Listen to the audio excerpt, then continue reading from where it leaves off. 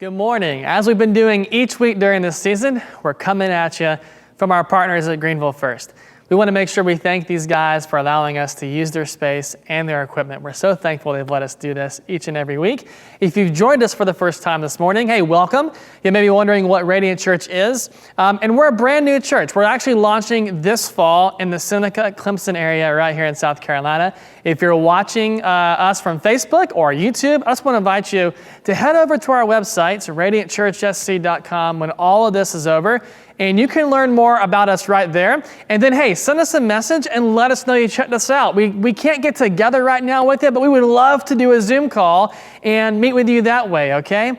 Now, for those of you who are on our launch team already, do us a favor. Go ahead right now, share this message to your social pages, start a watch party, talk to us in the comments, react and like this post. We want you to engage with us here today. Have you ever found yourself thinking, things are really crazy right now? I'm sure all of us have thought that recently. But if I work really hard, and if I don't let the stress get to me, and if I can find a way to stay distracted and not think about all the things I have to do, if I can just make it to this deadline or to this place, I'll be okay. And then what happens when you get to wherever it is you're sprinting towards? What tends to be the result? Are things easier? Are they actually better? Not really. Most of the time, they don't work the way we thought they were going to work, and they're not as easy as we thought they were going to be. Things are just really different. And that's because the grass is never greener on the other side. It just grows in different places. But often we don't see that, do we? We just see things are supposed to be easier, and they're supposed to work out, and they're supposed to be better, but they're not. And so when that happens, we make adjustments, and we come up with another version of sort of the same tidbit. Okay. This time, if I can just make it 2, and we repeat the whole thing all over again. We've all been there, and with everything happening in our world right now, you might even be thinking along those lines today, right? There's a plethora of different issues that you're facing, and that's really the problem, isn't it? Because if it was just one thing, you could handle it, right? But it's not just one thing, it's the finances and the kids and the job and the social restrictions that we're in and your health, and everything is all at once weighing down on you. How do you solve all these issues? Isn't it funny how we tend to think that one day everything will just click, like it'll all just come together on its own? We think, I just need to make this one thing happen over here, and that'll fix all my problems. No more problems with the boss, or my kids will be more appreciative, or no one will get crazy emotional and take it out on me, or I might accidentally get in shape, But none of that ever happens on its own, does it? Of course we know that. It never happens on its own. And it's why we fall into this trap believing that there's more to do than we can actually get done. You know the feeling I'm talking about, right? I don't have enough time. I don't have enough energy or money or talent or people to do all that there is for me to do. So what do we do when we feel like we don't have enough resources to solve our issues? That's a question I think many of us are going to be asking ourselves in the coming weeks and months ahead, if you haven't already been asking that right now. So I want to take you to a story in 2 Kings chapter 4, which I think is really going to help you look at your problems and issues with a completely different perspective. So whether you realize this or not, it's not that you don't have enough resources. You just haven't seen what God has already given to you. 2 Kings chapter 4, verse 1. One day, the widow of a member from the group of prophets came to Elisha, and she cried out, "My husband who served you is dead, and you know how he feared the Lord. But now a creditor has come, threatening to take away my 2 sons as slaves." Now let me set this up for you real quick in case you've never heard this story before, okay? So Elisha is the premier prophet of this day. If you don't know what a prophet was somebody who was a spokesperson for God, particularly in that Old Testament era. He's a nationally and internationally known figure, and there are a lot of different assistants and prophets who worked with and learned under him, okay? This widow's husband happened to be one of those guys, and she has a huge problem. She's in debt up to her eyeballs, to kind of borrow a Dave Ramsey phrase. And what a tough place for her to be in. I mean, she's clearly overwhelmed. She's got 2 kids to take care of. She's worried about their future. She's worried about her future. She doesn't know how to pay the bills. She's a single mom on top of all of that, right? Which is enough in and of itself. And she goes to Elisha and she wants to know, what do I do? Like, I'm overwhelmed. I can't handle all of this. And I don't know how it's ever going to work out. Now, in some translations, you actually read that she says, his creditor is coming. And it's almost as if, she's saying, my husband, he was a great guy, but he made some bad money decisions. And now his problem that he caused, that he started, well, it's coming back to harm us. And he put us in this situation, and now he's gone. And I have to deal with it. I got to pick up the pieces from this mess. Does that sound familiar to some of you? Maybe people have created problems and issues, but left the mess for you to deal with. Now, it didn't start with you, and you didn't create it, but now you're involved, and you can't avoid dealing with that mess. In fact, all of us are in that situation right now, aren't we? I mean, we're finding ourselves in a situation having to deal with problems and issues that are the result of things out of our control and from decisions that we didn't make.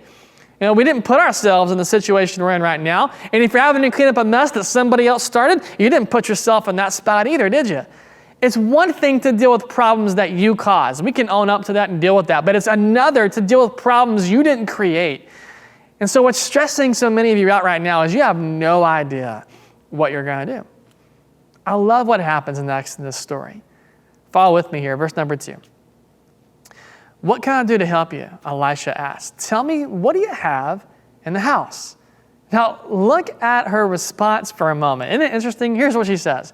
She says, nothing at all except a flask of olive oil. Elisha wants to know what she has to work with. And she says, I got nothing at home. I mean, I have this little jar of olive oil, but it's so small and insignificant, I didn't even think to mention it. And she seems pretty dismissive of it, right? Almost like it doesn't count for anything. Isn't that the way that we feel sometimes when we're overwhelmed? Especially when we're convinced that we know the best way to fix something or solve a problem, and then that option is no longer on the table. And when that happens, all your brain can do is circle back to the original option, which is not available anymore, mind you, and you feel what? You feel stuck. And because your emotions are getting the best of you, you start to complain. And you get cynical, and you get critical. And that feeling of being stuck persists. But if you're going to solve what you're facing, you got to stop feeling stuck. You got to stop complaining. You got to stop comparing what you don't have to what other people have. You got to stop feeling the cynical beast inside of you and stop obsessing over what really, if we're honest, is a dead option. Listen to me carefully, because for some of you, what I'm about to say, it's really going to help you right now in the predicament that you find yourself in. The longer you obsess over a dead option, the longer you'll find yourself living inside of a solvable problem. Let me say it one more time. The longer you obsess over a dead option, the longer you'll find yourself living inside of a solvable problem. And when you're living inside solvable problems, all you can do is think of all the different reasons why you're stuck. Her husband shouldn't have put her family in this situation, right? He should have saved more. He should have invested maybe in land they could have lived off of. He certainly shouldn't have put his own kids up as collateral for a loan. I think we can all agree with that. But he did. He did those things.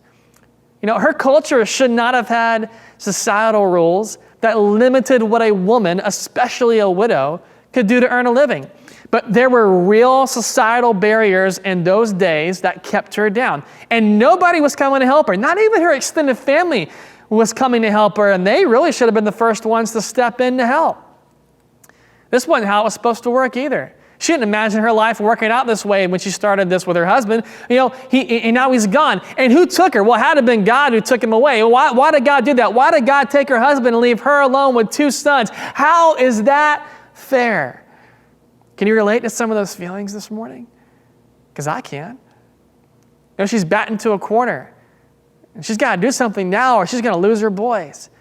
She doesn't have the luxury of doing nothing but complaining about how things could or should be, even though that's what her natural instincts are probably pulling her to do. And I bet they're pulling you to do the same thing. Her world isn't as it should be, so what does she do now? Let me ask you a hard question this morning. Is complaining over what you can't do preventing you from what you can do? Because the most radical and rewarding creativity, man, it's birthed in the space between requirements and restriction. I mean, just think about how much innovation and creativity has been unleashed in the last couple of months with the whole pandemic that we're in right now. We so often think to adopt a victim mindset when we're in situations like this. It just says, if someone comes along and lifts these limitations from holding me back, then I can be who I was meant to be. But the truth is, creativity is heightened not in the absence, but in the presence of restrictions. What if the thing you decided won't make a difference, and in this case for the widow, it was the little jar of olive oil? What if that is the biggest difference maker you have? You got an idea, a skill, a contact, something which can make a difference, and it's all at your disposal. I want to tell you today, man, don't sell yourself short. What if you don't have a provision issue, but rather you have a perception issue? There's so much more available to you and around you and in you than you really realize. And all the things you wish you had and the way you wish things were, they don't really matter. Because people aren't going to remember how you leveraged what you have. And they're going to hold you accountable to doing something with what you were given. So let go of what might have been and determine to do all you can with what God has actually given to you right now. Because here's the truth. You have the resources you need. Because God has given you exactly what you need, exactly when you need it. But what if you already knew that this morning? What if you don't have a perception issue? Because you get it. God's provided me with what I need to solve my problems. I understand I don't lack resource because He's given me everything. So what you want to do now is you want to help other people, right? You want to start pouring what you have into other people's lives. It's the next phase I want to talk about this morning, and we'll continue our story here in verse number 3. Elisha said, borrow as many empty jars as you can from your friends and neighbors, then go into your house with your sons and shut the door behind you. Pour the olive oil from your flask into the jars, setting each one aside when it's filled. Now, I bet she was thinking when she heard that, what is he talking about? Did he just hear what I said? I got one little jar of oil, and it's so insignificant, I didn't even think to mention it, and you want me to take that little jar and fill up as many other jars as I can. How many of y'all know, man, that sometimes life feels like that, right? Like it feels like there's this little bit of you left, a little bit of skill, a little bit of energy, a little bit of knowledge, and it feels like it's hardly worth mentioning, because compared to everybody else, you just feel insignificant. But other people see something in you, and you want to help them. So when they bring their jars saying, hey, fill me up, you just start pouring yourself out, a little bit here, a little bit there, and before you know it, man, you're pouring all you have into as many people as you can, and you start feeling like it ain't never going to be enough. And you start feeling what we sometimes call burned out. How am I going to give all these people what they need? How am I going to address all their issues? How am I going to fill them up and ensure they succeed? How am I going to make them happy when I've got only so much to give? Can I tell you something this morning? Man, you can't. You can't meet the needs of every person in your life. This is going to become really important in the coming weeks and months ahead because many people are going to have needs. And you might be blessed to not have the needs and issues they have. And they're going to look to you for help, and you're going to want to help, and you're going to start pouring into them. And you're going to want to pour as much as you can into as many people as you can. And at some point, it will overwhelm you if you don't accept this fact that you cannot meet every single need every single person brings to you. You can't fix every problem. You can't even fill every person up.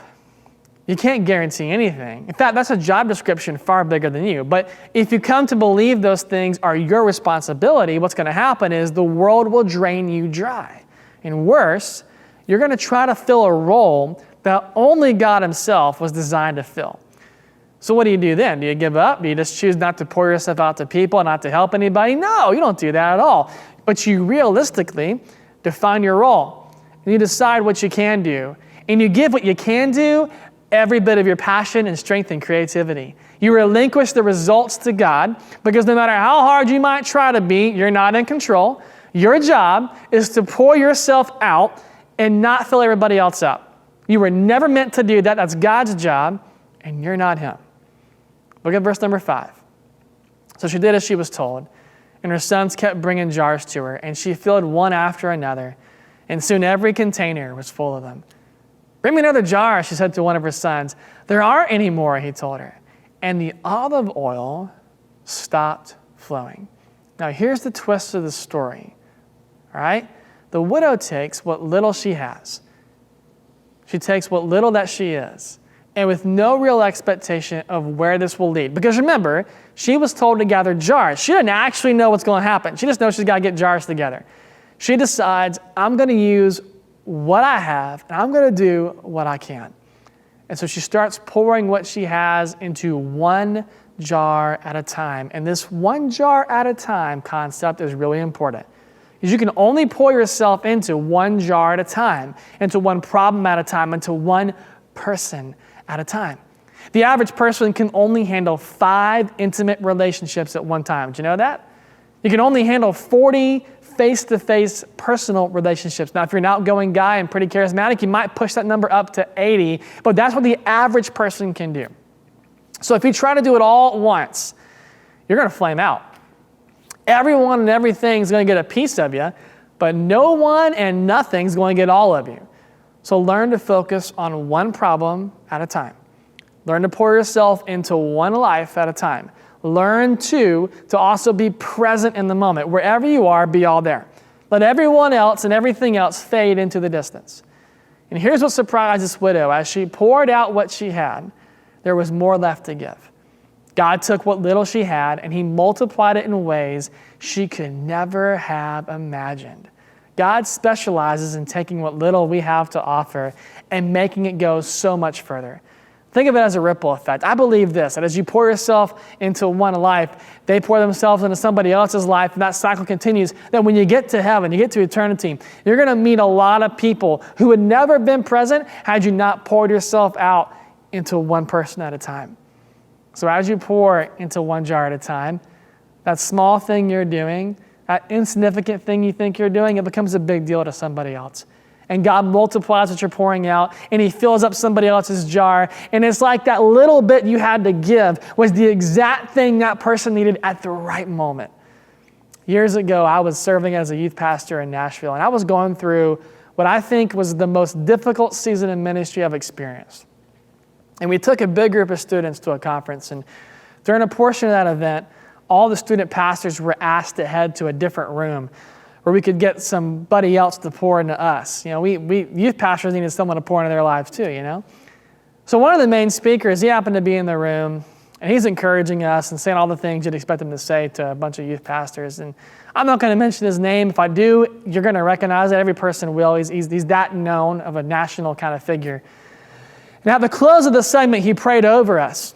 Now, I'm not an emotional person, okay? In fact, my wife would say, it wouldn't hurt you to show a little more emotion. But I was a wreck that day. And I remember he walked up to me, and he just started to pray over me. And as he's praying, all the other youth pastors are coming up. They want to talk. They want to give him high fives. He ignored all of them. And I tried to kind of move away, and he grabbed me and held me tighter, and he started crying with me as he prayed. He saw that I had a need, and he started pouring into me, and he was present in the moment. I've never forgotten it. He has no idea who I am. He has no idea where God's led me since that day. But in that moment, on that day, I needed whatever it was that he could give me. In the middle of hundreds of other student pastors, he spent the time to pray over my life and pour into me.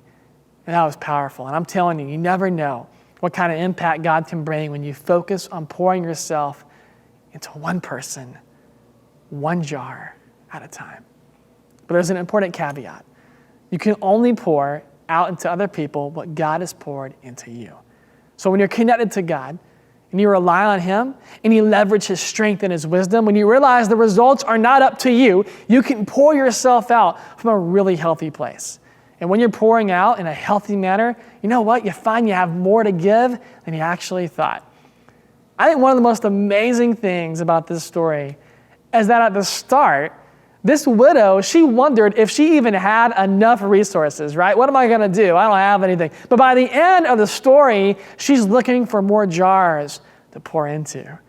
2 Kings 4:7 says this, that when she told the man of God what had happened, he said to her, now sell the olive oil and pay your debts, and you and your sons can live on what's left over.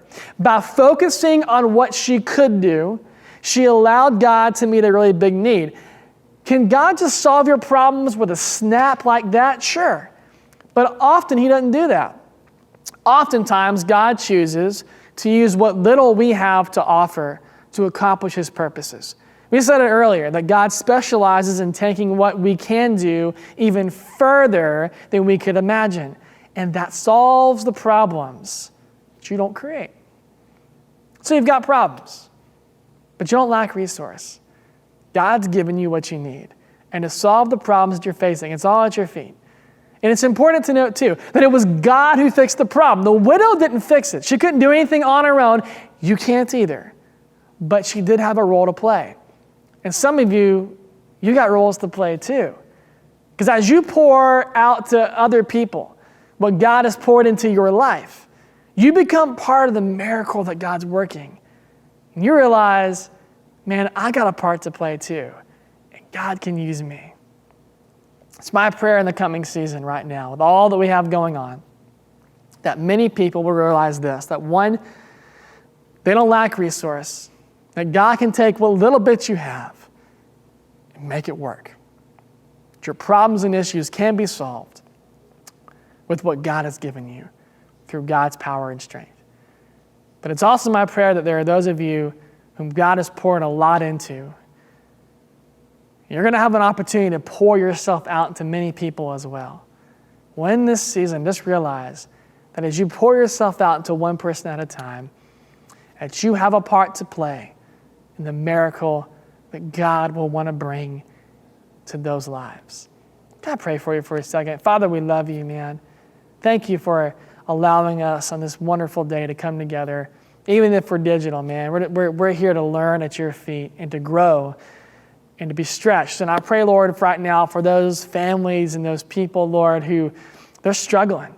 They're like, man, I've got so much to deal with. I got so many problems. I got so many issues. And God, they didn't create those problems, man. I mean, there could be many people out there. They didn't create the problem and issues that they're in, but nevertheless, they find themselves stuck. Lord, remind them, you have given them everything they need to solve their problems, God. You've given them the resource. They don't lack for that. You've provided it. And they can't solve the problems on their own. They're going to have to look to you. Because, God, you're the one who fixes things. You provide us with resource, but ultimately you're the one who fixes and solves the problems. So encourage them this morning with that important truth. And then there are those of us, God, this morning who you've blessed us and you've poured so much into our lives, and we're looking to pour into other people. And God, sometimes we just pour ourselves out too quickly to too many, and we can't be all present, and we can't give the attention we need to give to certain people. God, remind us that we're not meant to do your job. We're meant to pour out what you put into us one life at a time. And that one life at a time, that makes a huge difference. That impacts other lives that we may not even see this side of eternity. So I pray this morning that you would encourage those who have something to pour out right now, that God, they don't got to be, Jesus to everybody, because we can't be. We can't fit your role. We can't do what you do. But Lord, we can take one life at a time and pour out into that life which you've given to us. And finally this morning, Lord, I pray for those who might be watching, who don't know you. In fact, if you don't know Jesus right now and you'd say, Pastor, this is a great moment to kind of get some things straightened in my life, and I feel like God is what's missing. I got problems, whatever, sure, but really the biggest problem is I don't have Jesus, and I want that fixed. Well, hey, this morning, I want you to know that God has extended an invitation to you, and all you have to do is accept it by simply saying a prayer like this. Jesus, I accept your invitation to be part of your kingdom in your world. Change my heart, change my life, set me free from this sin and this kind of life that I've been in. I want to know you and to grow in you and to follow you. Just say something like that from your heart. And God, I pray for those who have said a prayer like that here in just a moment ago. May you strengthen them. May you lift them up. May you continue the new work that you're starting in their lives here today. We thank you, God, for those who are coming into your kingdom here this morning. We give you praise and honor and glory. Amen. Hey, listen to me real quick. If that was you and you prayed that prayer to be a part of Christ's kingdom this morning, definitely do us a favor and reach out to us. If you're watching on Facebook, you can just shoot us a DM, or you can go on our website. If you're watching on YouTube or on the website, contact us, let us know, say, hey, I prayed the prayer, Christ is in my life. What do I do next? We want to help you with those next steps because your journey, man, it's just beginning. It hadn't ended. It's just starting up, all right? And if you're watching for the first time today, or maybe you've been watching for the last few weeks, and Radiant Church this is your people, your church. You're like, man, hey, you know what? I want to be a part of what God's going to do there. Let us know. Again, shoot us a DM, contact us, let us know. We want to do a Zoom call with you. We want to get a chance to know you and help you to become part of our team, even if you're not local. That's right. Even if you're not local, maybe you're 300 miles away and you've been watching us. Hey, you can still be a part of Radiant from where you're at. We want to walk through that with you and help you see what that looks like to be a part of a Radiant church, even though you may not be local. We want to work with you on that. So again, reach out to us, let us know. We'll do a Zoom call. That'd be fantastic. Love to get a chance to meet with you, okay? Hey, real quick, couple more things I got to get you out of your way for house cleaning kind of duties. Number one, giving. You can give online. Give it securely by going to radiantchurchsc.com. We appreciate you supporting our church plant and supporting what God's going to be doing in and through us. Two, if you have kids, on our Facebook page. We're not doing it on YouTube or the website, only on our Facebook page. But on our Facebook page at 11 a.m., we're going to have our preschool video lesson. And then at 11:30 a.m., we'll come back and we'll have our elementary school lesson. Now, parents, you can DM our Facebook page and you can get the parent guide link that you can download. The parent guide link will have the memory verse, the big idea, and an activity that corresponds with that video lesson. So DM us and then we'll give you the link to download all that so you can participate with your kids in the video lesson and then you can do some fun interaction with them when everything's all finished, okay? Hey, thanks for tuning in and letting us be a part of your living room this morning or car, wherever you happen to be watching from. We've enjoyed this with you, and we're going to look forward to seeing you again here next week. Have an amazing rest of your Sunday. Hear the bells ringing.